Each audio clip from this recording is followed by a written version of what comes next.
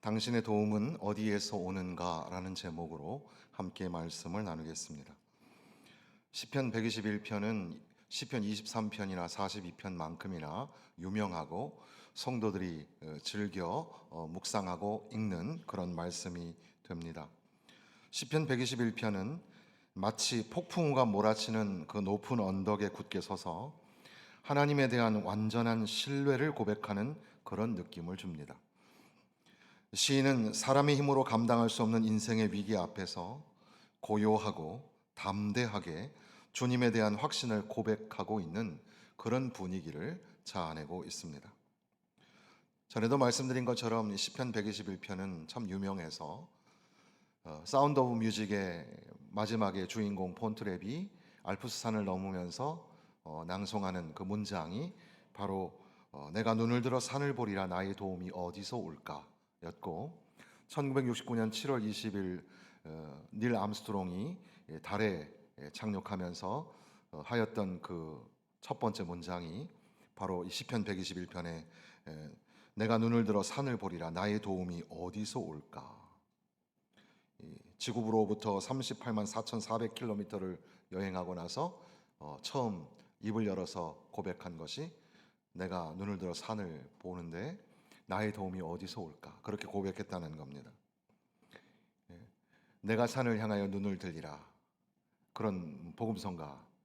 또 우리들도 그런 노래 많이 부르죠. 눈을 들어 산을 보아라. 너의 도움 어디서 오나? 천지 지으신 여호와께로부터 너의 도움이 온다. 그런 이 노래, 이 가사 우리도 참 많이 즐겨 부르기도 합니다. 여기 산이라는 말이 나오죠. 내가 눈을 들어 산을 본다. 산이 갖는 그런 여러 가지 많은 의미가 있죠. 그래서 최근에는 그 데이빗 브룩스라는 사람이 쓴 두 번째 산이라는 책 혹시 아시는 분 계실 텐데, 그 인생의 계곡에 빠졌다가 다시금 일어나서 멋진 인생 두 번째 산을 오르는 그런, 함께 더불어서 용기를 내어 일어나자, 뭐 그런 인생 철학이 담겨 있는, 또 신앙인이기도 하지만 그런 이 두 번째 산이라는 책도 있는데, 산이 가져다 주는 그런 여러 가지 많은 은유적인 의미가 있습니다. 지금 이 성전에 올라가는 노래 시편 120편부터는 성전에 올라가는 노래라고 부르는데, 순례자들이 이제 여행을 하면서 부르는 그런 노래 가운데 산이라고 할 때 이 산은 어떤 의미가 있을까? 무엇보다도 시온 산을 생각하지 않았을까? 시온 산은 하나님이 계신 곳, 하나님의 임재가 있는 곳. 그러니까 눈을 들어 산을 보아라 할 때 나의 도움은 하나님밖에는 없다. 천지를 지으신 하나님밖에는 없다. 이렇게 고백하게 되는 거죠. 또 일반적인 산으로 볼 수도 있겠습니다. 이 팔레스틴의 일반적인 산은 민둥산이고 돌산이고, 그러니까 어디 뭐 피할 곳도 없고 숨을 곳도 없는 그런 산이죠. 눈을 들어 산을 보아라. 어디 우리가 숨을 수 있겠느냐? 우리의 도움은 천지를 지으신 하나님밖에는 없다. 이것을 고백하게 됩니다. 또 어떤 학자들은 여기 산이라는 말을 생각할 때마다 여기 유대인들 사이에서는 산에 올라가서 나무에다가 돌에다가 절을 하는 그런 우상 숭배가 가득했다는 거죠. 우리도 옛날에, 지금도 물론 이 산마다 뭐 그런 우상을 섬기는 사람들이 있는데, 그러니까 이것저것 이신저신 섬겨 보아도 우리에겐 도움이 되지 않는다. 우리의 도움은 오직 천지를 지으신 하나님에게서로다. 그런 고백으로 귀결이 되는 겁니다. 그러면서 천지를 지으신 창조자 하나님, 그 하나님께서는 너를 지키시는 분이시고 너를 보호하여 주시는 분이시다. 여기에 도움이라는 단어가 먼저 나오는데, 나의 도움이 어디서 오나? 우리를 도와주시는 분은 누구신가?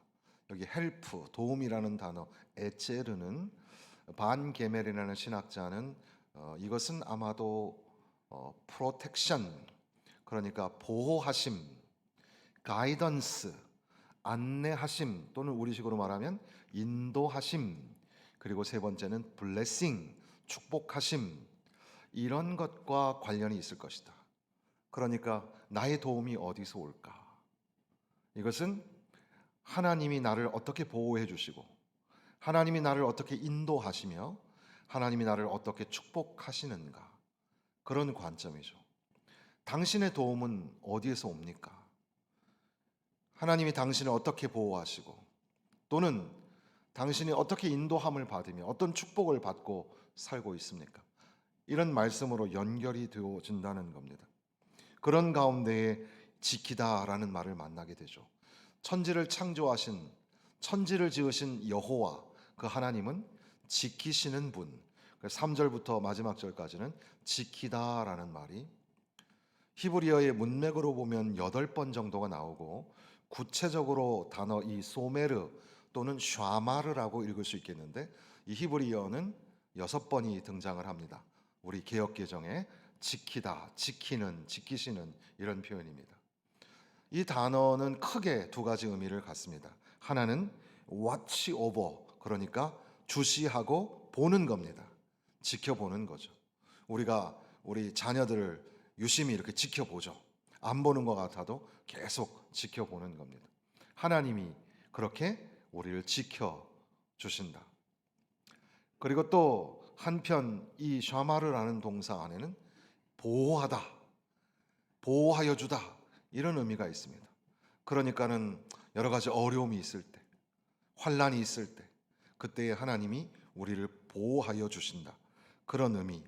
그러니까 하나님은 창조자이시고 하나님은 우리를 지키시는 하나님, 바로 그 하나님이 나의 도움이 되신다.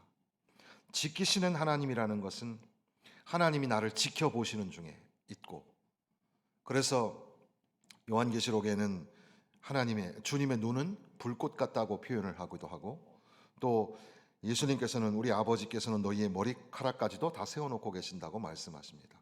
하나님은 다 아시고 하나님은 우리의 폐부와 심장도 감찰하시는 분이시다. 그리고 또한 하나님은 우리를 보호하여 주시는 분, 당신의 백성을 보호하여 주시는 분이시다.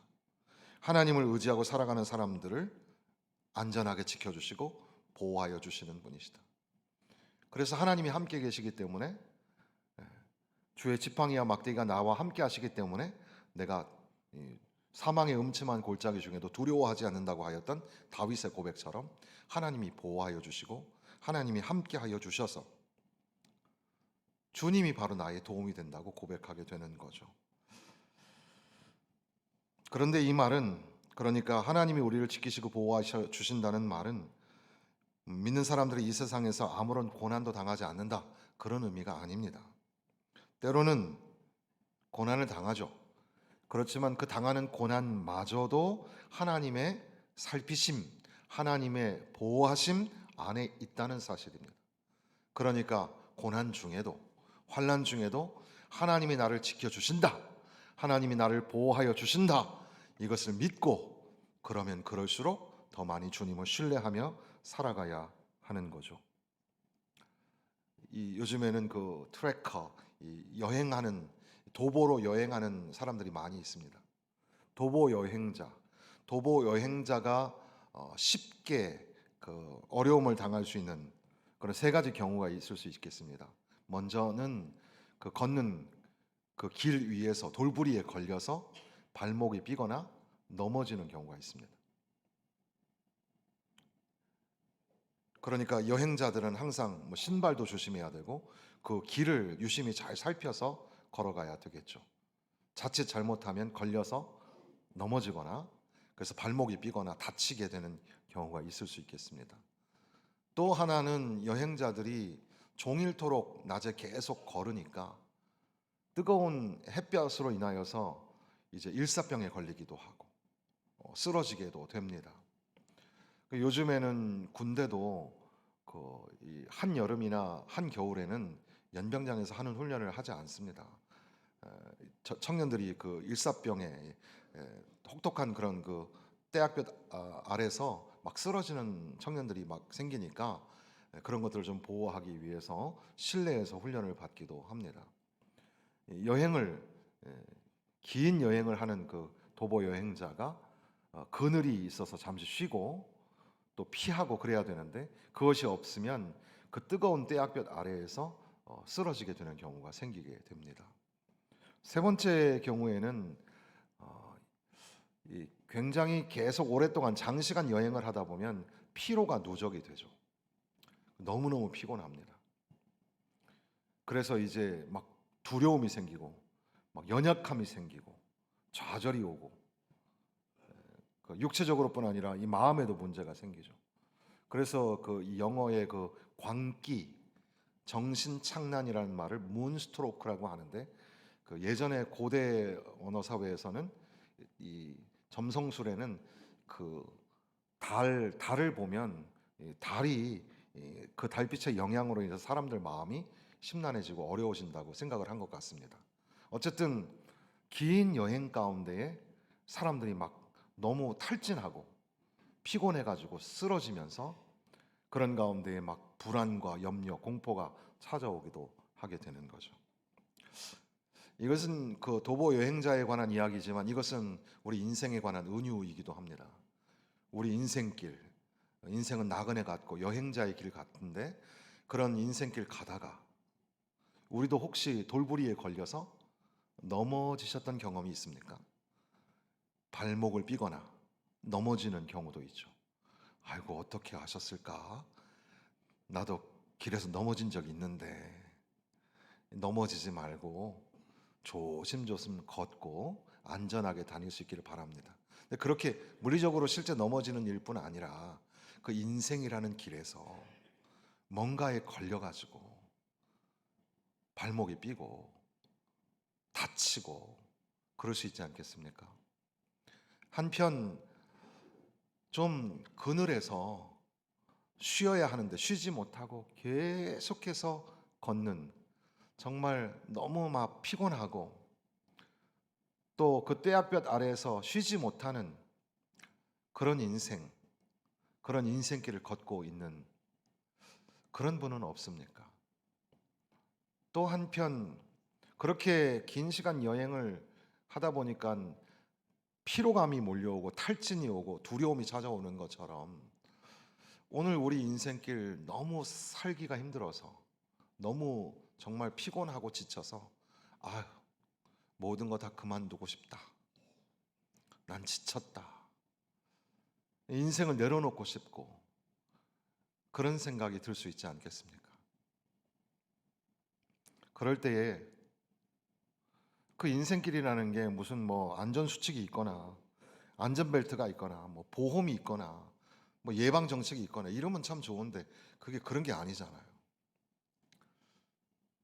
그런데 그 인생길을 걸어가는 그 여정 속에서 우리에게 마치 약속하여 주시는 우리에게 믿음을 다시 한번 세우게 하시는 말씀으로 오늘 여기 시편 121편의 말씀이 기록이 되어 있는 겁니다. 이것을 유진 피터슨이라는 사람은 이런 식으로 적용을 했어요. 병에 걸리거나 불안이 엄습하고 타인과 갈등 관계에 있을 때 우리가 저지를 수 있는 가장 결정적인 실수가 있다.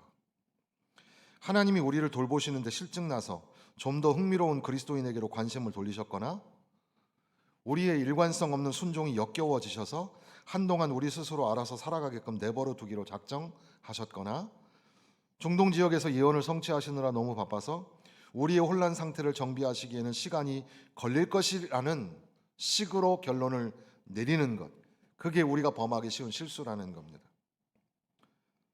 그래서 이러한 실수, 우리를 향하신 하나님의 관심이 우리의 영적 온도에 따라서, 그러니까 쉽게 표현하면 우리가 막 기분 좋을 때는 하나님이 우리와 함께 계신 것 같죠? 그런데 우리가 기분이 나쁘고 영적으로 다운이 되어 있을 때는 하나님이 나와 함께 계시지 않는 것처럼 생각이 들 때도 있지 않습니까?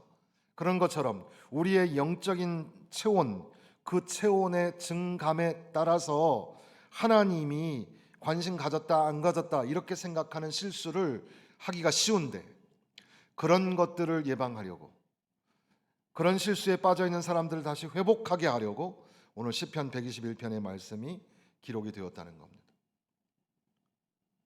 나의 도움이 어디서 올까? 여러분의 도움은 어디에 있습니까?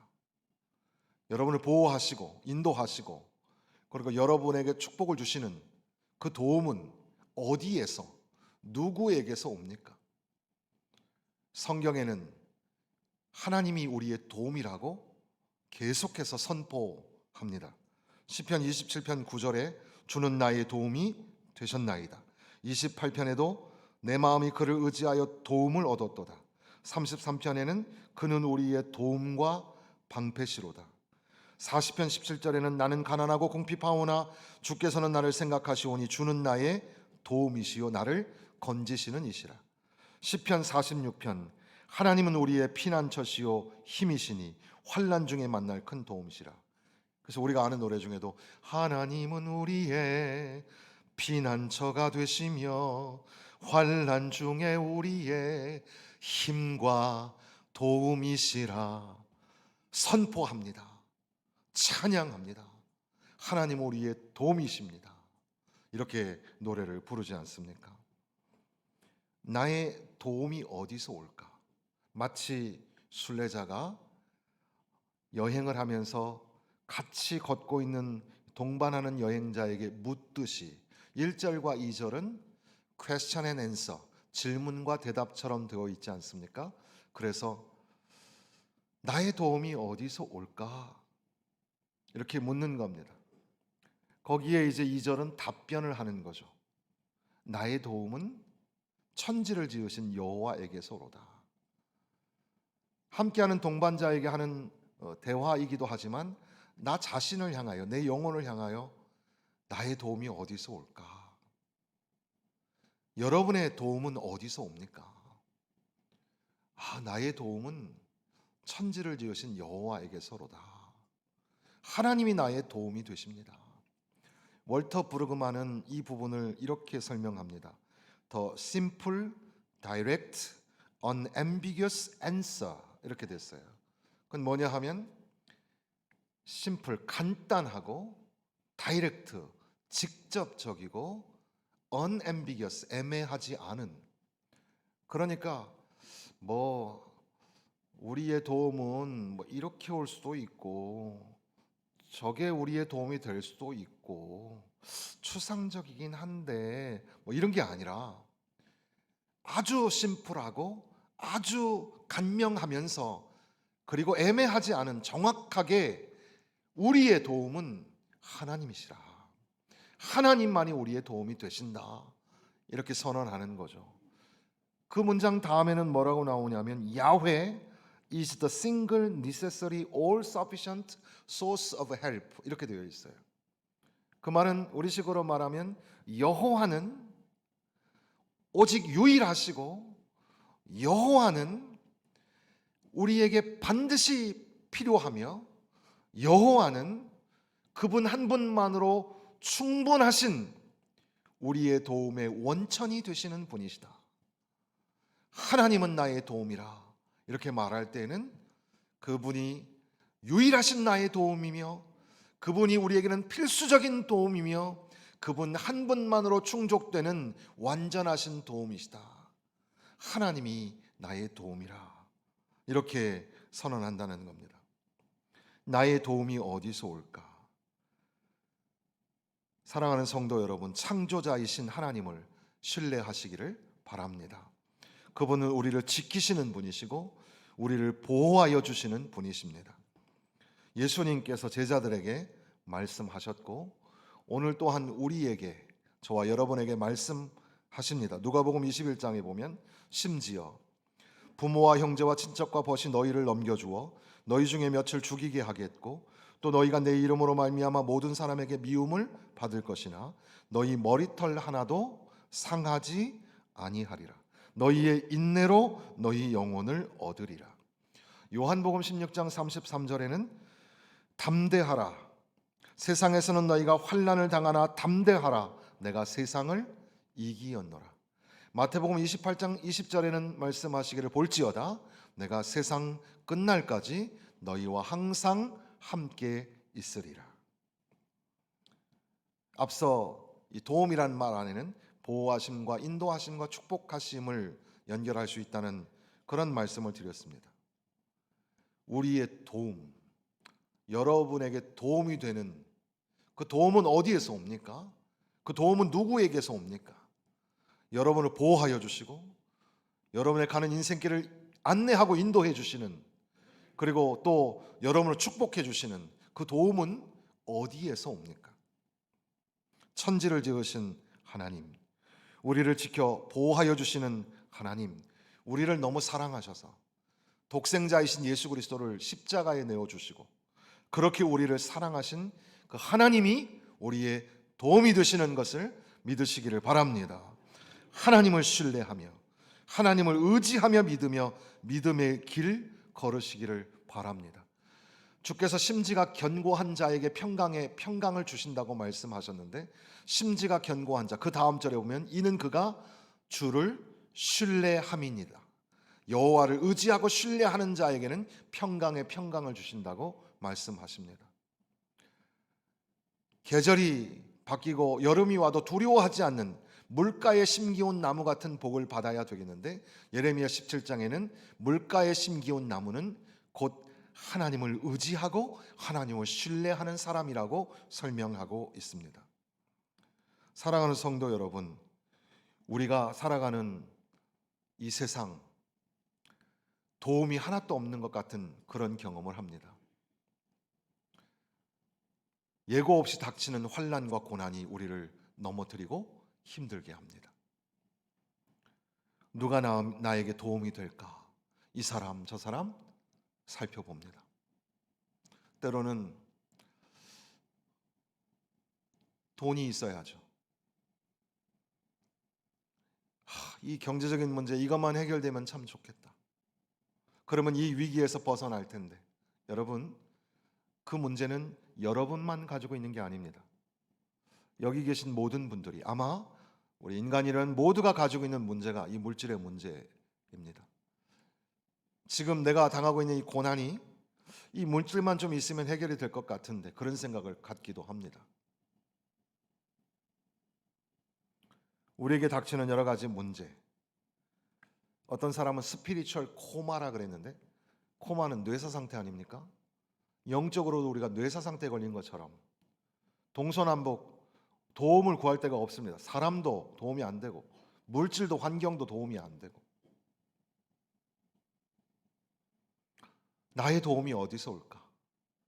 여러분의 도움은 어디에서 옵니까? 나의 도움은 천지를 지으신 여호와, 나를 지키시고 졸지도 아니하시고 주무시도 아니하시고, 7절과 8절에는 뭐라고 기록합니까? 내 영혼을 지키시고 너의 출입을 지금부터 영원까지 지켜주시는 분, 바로 그분이 나의 도움이라. 그러니까 시편 121편, 이 시편 이 짧은 8절 그 여백에는 무슨 내용이 있을까요? 시는 굉장히 함축적인 것인데 그 여백에 많은 부연 설명을 붙이면 시가 안 되겠죠. 그러니까 이 시 그 이면에 하얀 여백에는 여러 가지 이야기가 담겨져 있을 겁니다. 아마도 이런 게 아닐까요? 나의 도움은 여호와에게서로다. 그러므로 나는 하나님을 신뢰하며 살겠습니다. 나는 하나님을 의지하며 이 순례자의 길, 여행자의 길을 걷겠습니다. 환난이 있지만, 어려움이 있지만 나를 지키시고 나를 보호하시고 나와 함께 하시는 하나님을 더 많이 신뢰하고 더 많이 의지하며 살겠습니다. 사랑하는 성도 여러분, 여러분의 삶 가운데 참된 도움, 진정한 도움이 되시는 하나님만 의지하고 하나님을 신뢰하며 믿음의 길, 거룩한 길 승리하며 사시기를 주님의 이름으로 축원합니다.